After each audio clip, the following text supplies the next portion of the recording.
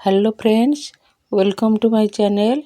जय जगन्नाथ सांग मैंने आसतु आज आम किचन गार्डन रे आमे किपरि अमृतभंडा गछ लगेबा आउ ए अमृतभंडा रु आमे कौन सब उपकार पाउचे से विषय रे आज भिडियोटी करछि। आमे यदि किचन गार्डन टे करछे ताहले निहाती अमृतभंडा सजना और कदली ए तीनोटी गछ लगेबा पई मु सब बेले कुए, कारण आमे तो बाजार रु किनिकी खाउचे। बाजार रे जो अमृतभंडा मिलुची सेगुड़िक सब रासायनिक सार देकी प्रायतः गछ होता है। से जो फल होता है तार एते टेस्ट न थाए ना। से आमे जो अमृतभंडा रु पाउचे विटामिन ए सी जो भी अमृतभंडा रु विभिन्न प्रकार औषधीय गुण पाउचे सेगुड़िक सब से जो आमे रासायनिक दिया गछ रासायनिक सार देकी जो गछरे अमृतभंडा फलई थांती से आमे सब पाई न थाउ। कारण आमे बगीचारू यदि एमती फ्रेश अमृतभंडा टे तोलिकी आमे खाइबा ताले आमे सेथिरु प्रचुर परिमाण विटामिन ए आउ विटामिन सी आउ अमृतभंडा रे गोटे फाइबर थाए जहाँकि आमर ओजन कम करिवारे साहाय्य करथाए। कोष्ठकाठिन्य हेले भी आमर अमृतभंडा खाइले आमर कोष्ठकाठिन्य कमी जाय थाए। अमृतभंडा रे भी विभिन्न प्रकार आमे रेसिपी करिथाउ आउ अमृतभंडा रे भी फेस वाश होता है, साबुन होता है, विभिन्न प्रकार होता है। अमृतभंडा पाचिला अमृतभंडा रे आमे बाजार रु किणी खाइबा आउ एई घर अमृतभंडा भितर बहुत फरक। आमे एक रे तो अमृतभंडा रस पाचिला अमृतभंडा को काटिबा बा कंचा अमृतभंडा को काटिबा ताको तार चोपा को भी आमे लिक्विड फर्टिलाइजर करि परिबा। ता चोपा रे आमे लिक्विड फर्टिलाइजर करके आमे गच्छरे भी दे परिबा। आमे निजे अमृतभंडा रु जेतिकी विटामिन पाउचे फाइबर पाउचे आउ सेतिकी मध्ये आम गच्छ भी आम ए गच्छ पई भी सेतिकी सार होइता जे।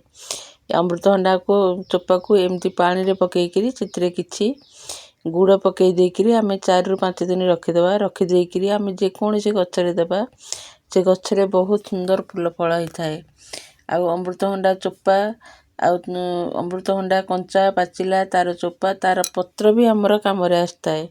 कंचा अमृतभंडा हेले मध्ये ताकू आमे काटिकी तरकारी करथाउ से चोपा को न फोपाड़ी की आमे सेथिरे एमती विभिन्न प्रकार सार प्रस्तुत करथुआ। एमती जदि आम बगीचा रे एमती अमृतभंडा गछटे थिबो ताले आमे बाजार रु आउ किनिबा को पड़िबोनी। तेनु बगीचा जदि किचन गार्डन टे करचंती ताले निश्चित भाव रे अमृतभंडा गछटे लगांतु। अमृतभंडा गछरे बेसी परिश्रम करिया पड़न थाए किंतु आमको से गच्छ वर्ष सारा फल देई थाए। सजना गच्छ हो अमृतभंडा गच्छ हो से आमको वर्ष सारा फल देई थाए। अमृतभंडा पत्र रे भी बहुत प्रकार औषधीय गुण अछि। अमृतभंडा पत्र को आमे यदि रस बाटिकी पिउचे ताहले डेंगू ज्वर फ्री माने सीरियस बीमारी से भी बहुत भल होई थाए। मलेरिया डेंगू बेस्ट कैंसर हमर ए अमृतभंडा पत्र रे भी विभिन्न प्रकार औषध तयारी होची ना। आमे डायरेक्ट भी ता पत्र रस को आमे पी परिबा।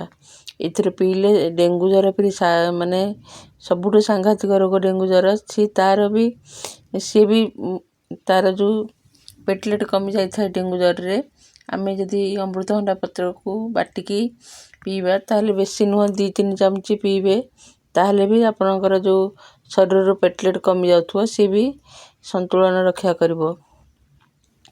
आमे अमृतभंडा गछ लगाय कोले ए वर्षा दिने प्रायतः गछ उड़िक पचि जाय थाए सेति पई मु एमती जरी रे रखि देइची। वर्षा छाड़ी गला परे प्राय अक्टोबर मास नवेम्बर मास बेलकू एमती जरी रखि देइथिबे ताकू लगेई देबे। लगेई देले आपण किचन गार्डन रे वर्ष सारा आपण अमृतभंडा पाई परिबे।